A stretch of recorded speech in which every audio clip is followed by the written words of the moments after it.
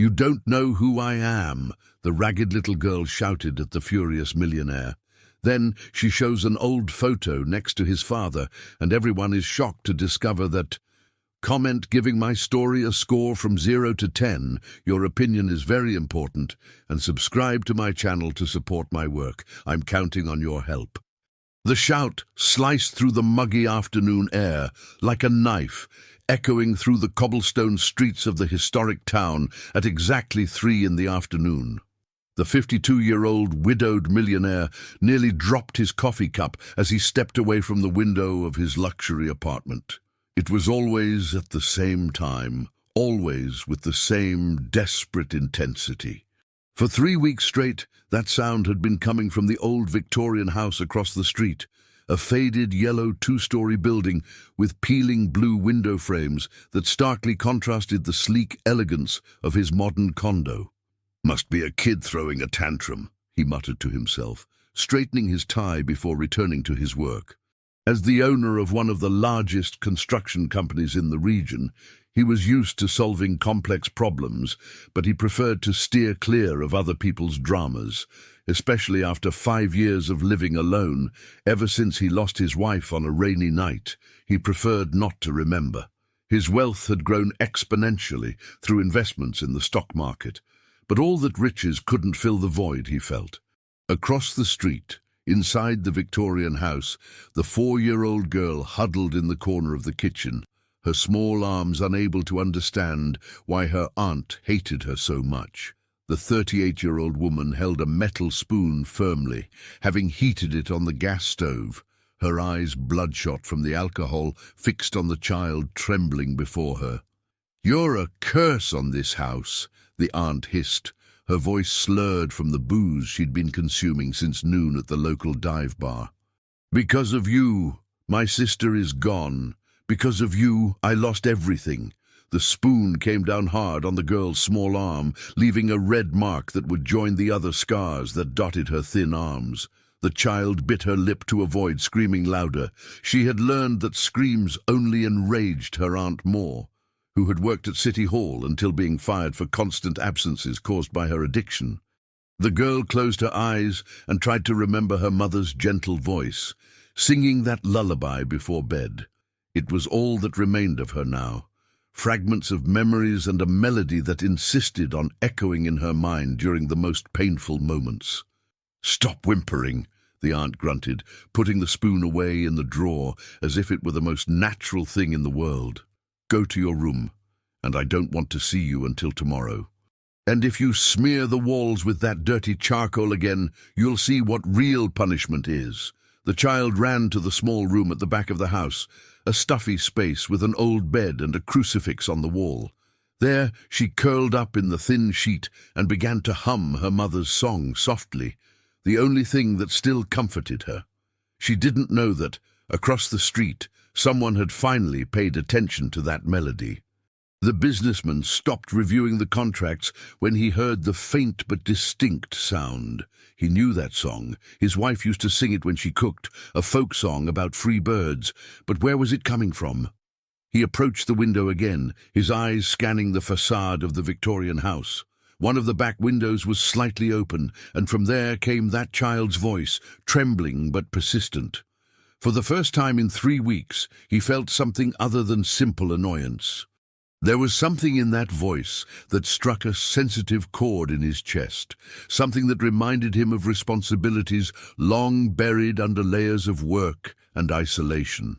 His capital accumulated over the years seemed insignificant in the face of that melancholic melody that awakened dormant memories. In the house next door to the Victorian, the 61-year-old retired schoolteacher was watering her begonias when she heard the girl singing. Unlike the millionaire, she could no longer ignore the signs. During her 40 years teaching elementary school, she had developed a sixth sense for children in distress, and that voice carried a pain that made her heart ache. How strange, she thought, watching the windows of the house she had known for decades. The current resident had always been troubled, but ever since she took custody of her orphaned niece, something had changed in the air of that residence. The girl never played in the yard, never ran through the streets like the other children in the historic town. The teacher dried her hands on her apron and made a decision. The next morning, she would pay a courtesy visit to her neighbor. It had been a long time since she had properly spoken to her, and perhaps it was time to get to know the little girl better. The businessman remained at the window, an uncomfortable feeling growing in his chest. The music had stopped, but something in those few minutes had awakened memories that he preferred to keep dormant. Memories of a former employee who had resigned abruptly 5 years ago, a few months before the accident. She was a kind woman, always humming while organizing the construction company's files. Then suddenly, she had simply disappeared from his life, leaving only a formal resignation letter and many unanswered questions. He had never thought about her again, until he heard that familiar song echoing from a house where a child seemed to suffer in silence. The sun began to set over the mountains surrounding the town when the girl finally fell asleep, exhausted by pain and fear. Her small fingers clutched the sheet, and in her dreams she flew like the bird she secretly drew on the kitchen walls with pieces of charcoal found in the yard. Across the street, the millionaire closed the curtains and tried to return to work, but he couldn't concentrate. Something had changed that afternoon, something he didn't yet fully understand. For the first time in years, he felt that perhaps it was time to pay attention to what happened beyond his own windows. Night fell on the historic town, but the echo of that children's song continued to resonate in the mind of a man who had spent 5 years running away from his responsibilities, and in that of a retired teacher who had never been able to ignore a child's suffering. What neither of them knew was that their lives were about to intertwine in ways that would forever change the fate of everyone involved. The next morning brought with it the aroma of fresh bread from the local bakeries and the typical movement of the town waking up for another day. The retired teacher wore her best floral dress and combed her grey hair with extra care. There was something in that child's voice that didn't leave her alone, an echo of hopelessness that she recognized from her years as an educator. At 9 o'clock sharp, she knocked on the door of the Victorian house. The sound echoed through the silent interior until shuffling footsteps approached. The aunt opened the door with a puffy face and bloodshot eyes, clearly suffering the effects of the previous night's drunkenness. "Good morning," the teacher said with her kindest smile. "I've come to pay a courtesy visit. It's been so long since we've had a proper chat." The woman hesitated, running a hand through her disheveled hair. "Oh, teacher, it's not a good time. The house is a mess." "Nonsense, dear. We've been neighbors for so long." The educator took a step forward, forcing the other to retreat. "And I'd love to meet your niece. I've heard she's a lovely girl." The aunt's face hardened for an instant before forcing a weak smile. She's sick, high fever, better not to get close." At that moment, a soft noise came from the kitchen, the sound of something being dragged on the floor. The teacher pricked up her ears, immediately recognizing the sound of a child trying to move, silently. "Perhaps I can help," the visitor insisted. "I have experience with sick children. I raised 3 kids. You know how it is." "No need." "No," the homeowner replied quickly, blocking the entrance with her body. "I already took her to the doctor. It's just the flu. It'll pass soon." The teacher noticed the woman's nervous hands, the way she avoided eye contact, and especially the strong smell of alcohol that emanated from her, even though it was so early. All the signs she had learned to recognize during decades dealing with troubled families. Across the street, the businessman watched the scene from his window while having breakfast. He had woken up earlier than normal, disturbed by confusing dreams where a child's voice mixed with memories of the former employee. When he saw the teacher at the door of the Victorian house, a strange curiosity washed over him. The educator finally said goodbye to her neighbor, but not without casting an investigative look inside the house. There was something deeply wrong there, and her experience told her that a child was suffering. As she walked back to her house, she decided that she needed to find a way to verify her suspicions. Inside the Victorian house, the aunt locked the door tightly and headed to the kitchen, where she found the girl crouched behind the table, trying to hide. The child had tried to reach a glass of water from the sink, but her height did not allow it, and she had knocked over a chair in the process. "Didn't I tell you to stay in your room?" the woman growled, her irritation intensified by the hangover and the unexpected visit. "I was thirsty, Aunt," the girl murmured, her big eyes fixed on the floor. "Thirsty?" The aunt laughed bitterly. "You want water? Then go get it in the yard. And since you like making so much noise, you can stay out there until I decide you can come in." The child went out to the small backyard, a space surrounded by high walls and dominated by a single apple tree. There she sat on the ground and began to draw with a piece of charcoal she had found near the stove.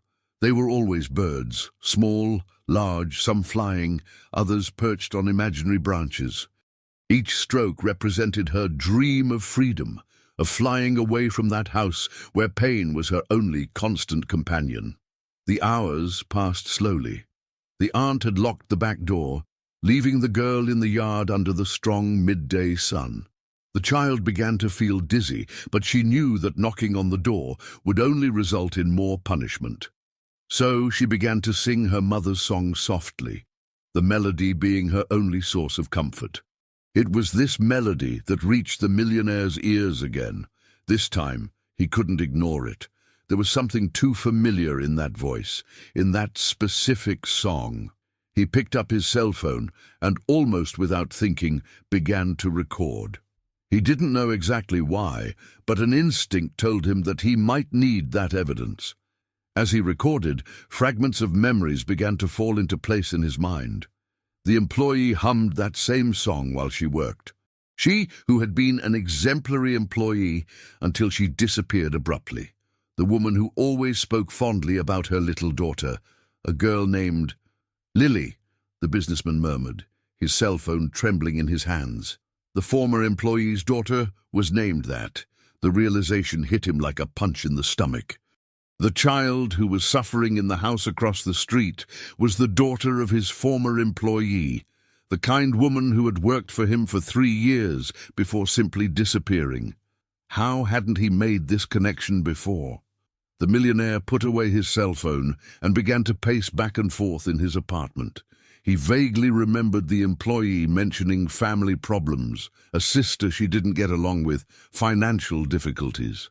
But he was so absorbed in his own problems at the time, the growing conflicts with his wife, the problems at the company, that he hadn't paid due attention.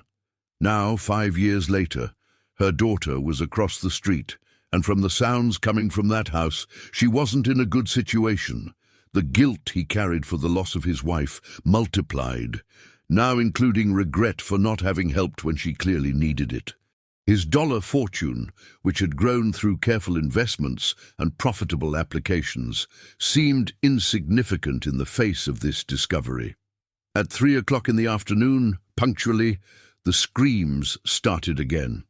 This time, the businessman didn't step away from the window. He watched with growing horror as through the kitchen window of the Victorian house he saw a female silhouette moving aggressively. He picked up his cell phone again and began to record, this time with more determination. What he saw through the cell phone screen made him nauseous. The aunt was holding something in her hands. It appeared to be a kitchen utensil, and gesturing violently in the direction of a small figure that he could barely make out.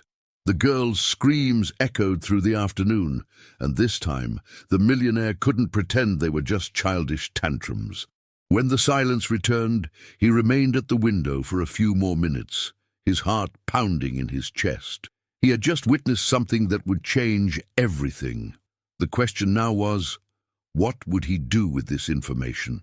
His mind raced between the possibilities. He could call the authorities, but he feared that this would only worsen the child's situation. He could confront the aunt directly, but that would probably result in more violence. His financial resources, All his net worth built over the years seemed useless in the face of this delicate situation. That night, the girl slept on the floor of the backyard, where the aunt had left her as punishment for making too much noise during the afternoon. The child curled up in her own t-shirt and looked at the stars through the branches of the apple tree. In her 4-year-old mind, she made a silent wish to her mother wherever she was, that someone, anyone, would take her away from that place of pain. Across the street, the businessman couldn't sleep, tormented by the certainty that he needed to act, but paralyzed by the same emotional inertia that had consumed him since his wife's departure. For the first time in years, he questioned whether all the money and success he had accumulated had any real value if he couldn't use his position to help a defenseless child. 3 days had passed since the businessman discovered the child's identity, and guilt consumed him like a slow fire. During those days, he had systematically documented the episodes of violence, always at 3 in the afternoon, always with the same methodical brutality. His collection of videos and audios grew, but his courage to act remained paralyzed by the same cowardice that had haunted him since the night he lost his wife. On that Thursday morning, the retired schoolteacher made a decision that would change everything. She had spent the night awake, tormented by the certainty that a child was suffering just yards from her home. Her 4 decades as an educator had taught her to recognize the signs, and they were all present in the Victorian house. She decided to approach the situation differently. Instead of attempting another direct visit to the girl's aunt, she opted for a more subtle strategy. At 7 in the morning, she positioned herself in the side yard of her house, the place where she had the best view of the backyard of the Victorian house. What she saw horrified her. The child was sitting under the apple tree, completely alone, wearing only a tattered t-shirt and underwear. Her small arms were marked by obvious burns, some still red and inflamed. The girl was drawing on the ground with a piece of charcoal, creating shapes that the teacher recognized as birds. "My God," the educator whispered, her hands trembling as she held the fence that separated the yards. It was worse than she imagined. Much worse. The girl looked up and saw the woman watching her. For a moment, the two stared at each other in silence. Then, to the teacher's surprise, the child smiled, a weak but genuine smile, and waved shyly. "Hi, Grandma," the girl said in her tiny voice, using the affectionate term she gave to all elderly ladies. "Hi, sweetie," replied the teacher, struggling to keep her voice steady. "Are you okay?" The child looked quickly at the windows of the house before answering. "I'm fine. I'm just drawing birdies." "That's nice. Do you like birds?" "I like them a lot. They can fly wherever they want," replied the girl, her big eyes shining with a sadness that broke the teacher's heart. At that moment, the aunt's harsh voice echoed from inside the house. "Where are you, girl?" The terror that instantly took over the child's face said everything the teacher needed to know. The girl got up quickly, wiped her hands on her t-shirt, and ran into the house, but not before looking once more at the educator with an expression that screamed for help. The teacher remained in the yard for a few more minutes, processing what she had seen. The burns, the fear, the way the child reacted to the aunt's voice, everything confirmed her worst fears. She could no longer pretend she didn't know what was happening.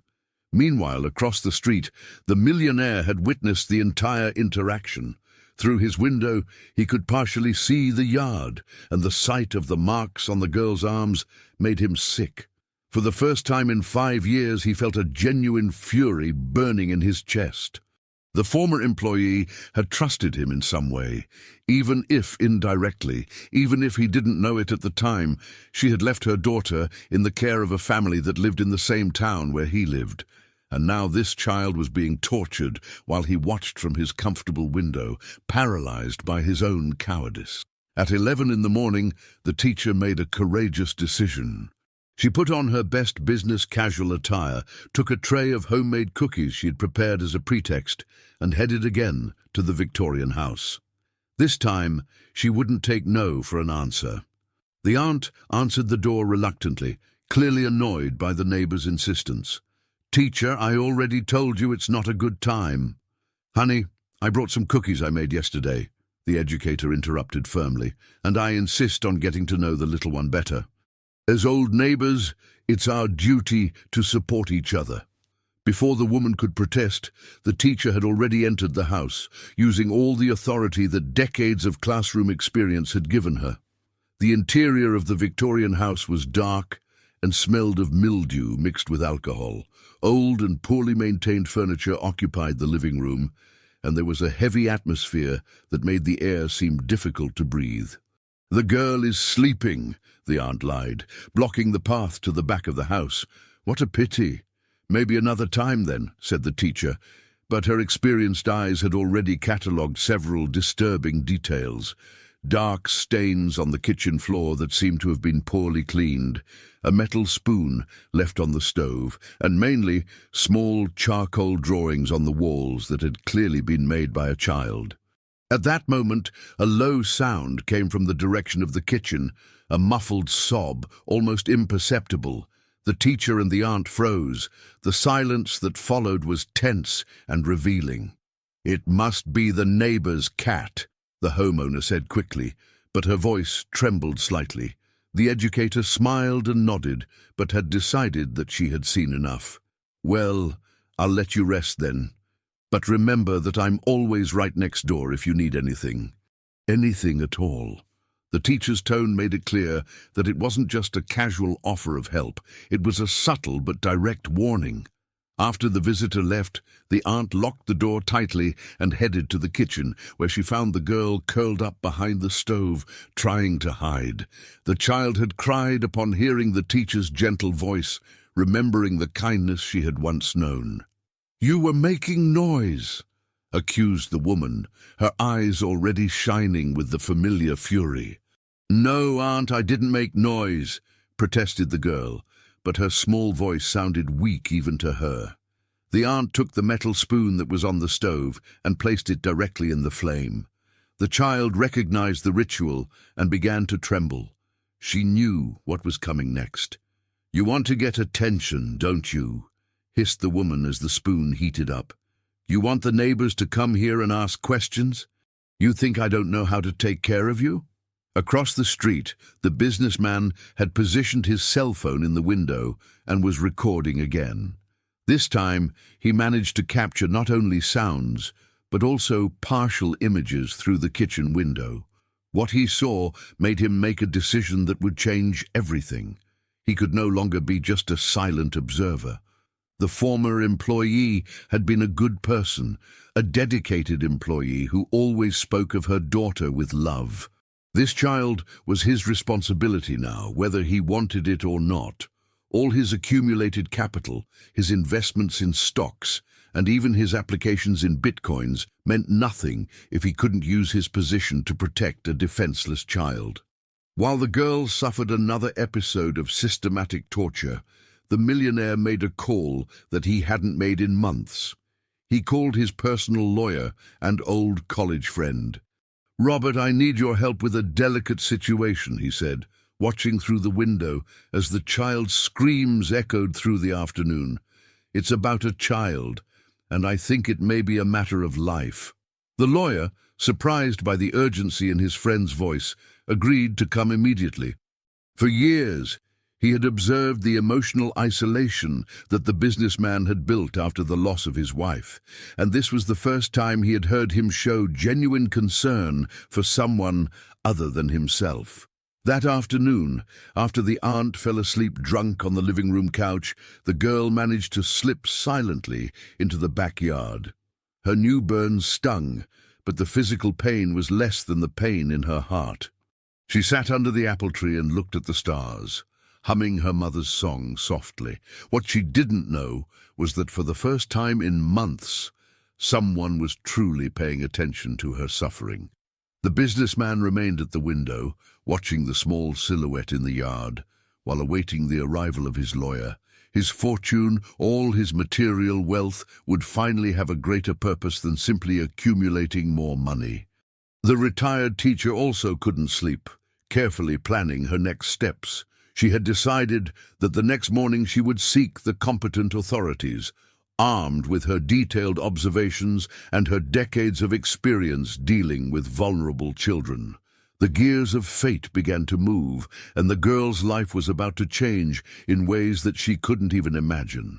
The lawyer arrived at the businessman's apartment on Friday morning with a serious expression on his face. The two men had been colleagues at university almost 3 decades ago, and the professional knew well the emotional isolation that his friend had built after the loss of his wife. Therefore, the urgent phone call the previous night had surprised him so much. "I need you to tell me exactly what is happening," said the lawyer, sitting in the spacious living room of the apartment. "You spoke about a child in danger, but I need details." The millionaire poured coffee and positioned himself next to the window, the place that had become his obsession in recent days. "The girl who lives in the house across the street is the daughter of a former employee of mine. She is being mistreated by the aunt who takes care of her." "Mistreated how?" asked the lawyer, taking a notepad from his briefcase. "Burns, daily screams, neglect." The businessman paused, struggling with the words. "I have recordings, evidence of what is happening." The lawyer was silent for a moment, processing the information. "That's very serious. If you have evidence of child abuse, you need to contact Child Protective Services immediately." "I know," replied the millionaire, running his hands over his face, "but there's something more. The child's mother worked for me for 3 years.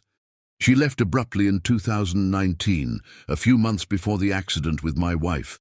I never understood why, but now you feel responsible," completed the lawyer, understanding the emotional complexity of the situation. The businessman nodded. "If I had paid more attention at the time, maybe I could have helped. Maybe she wouldn't have needed to leave her daughter with this woman." At that moment, the familiar sound of screams echoed from the house across the street, even though it was only 9 in the morning.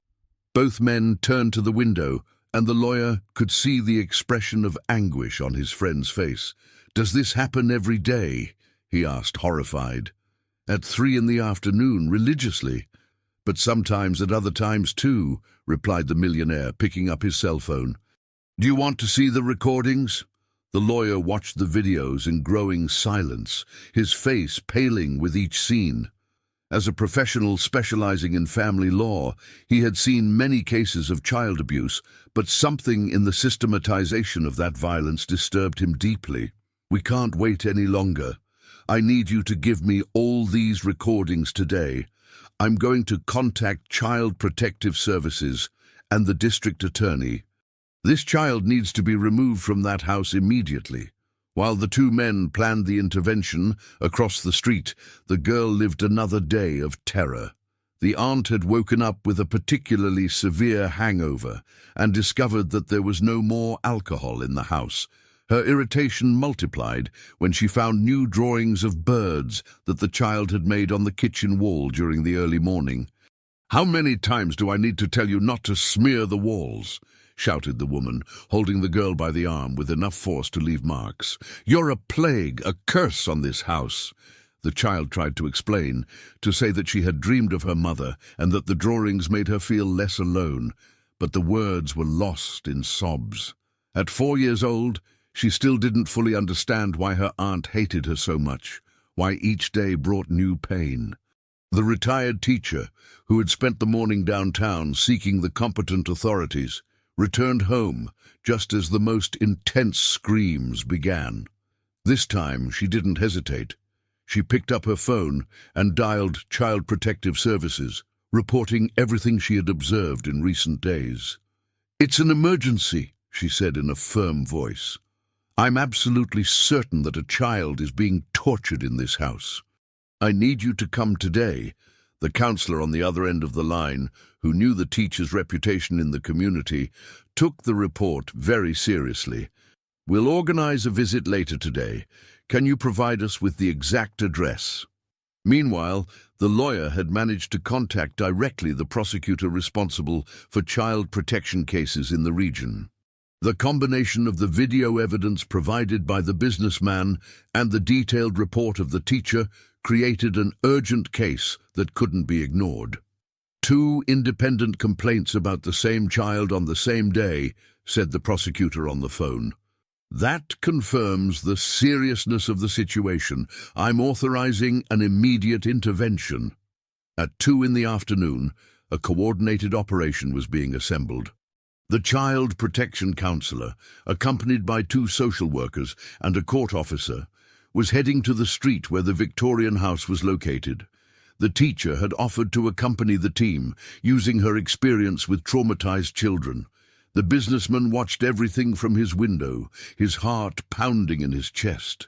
Finally, after days of paralysis, he had managed to act.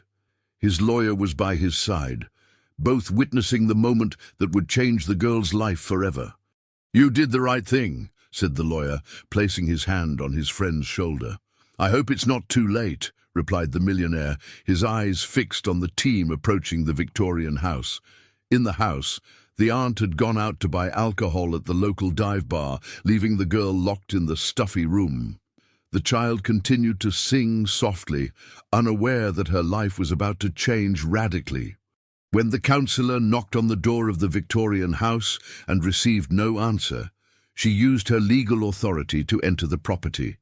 What they found inside surpassed even their worst expectations.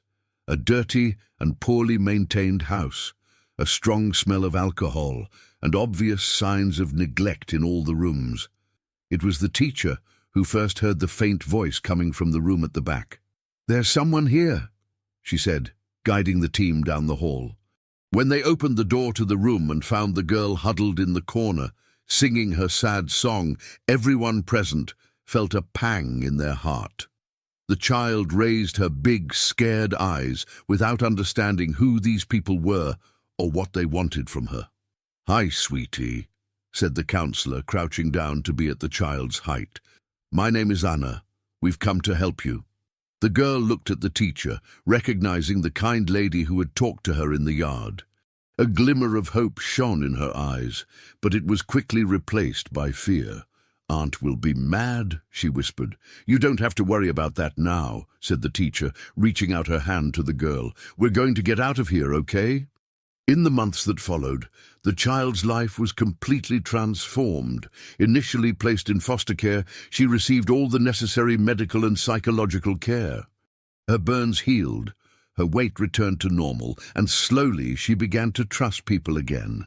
The businessman, consumed by guilt and determined to honor the memory of his former employee, used all his influence and financial resources to ensure that the girl received the best possible treatment. He financed specialized therapies, private medical care, and even hired a team of social workers to monitor her development. But the biggest surprise came when, during the investigation into the child's family, it was discovered that she had left a sealed letter with her lawyer to be opened only if something happened to her. The letter revealed that she had discovered irregularities in the business of the construction company where she worked and feared for her own safety. "I knew something could happen to me," the letter read. "If you are reading this, please take care of my daughter. She is all I have that is good in this world."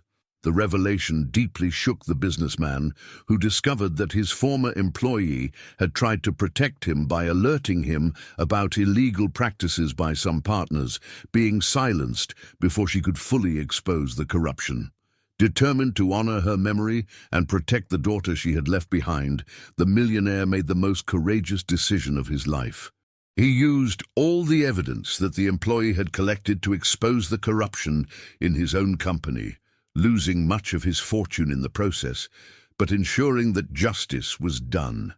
The girl's aunt was convicted of abuse and permanently lost custody.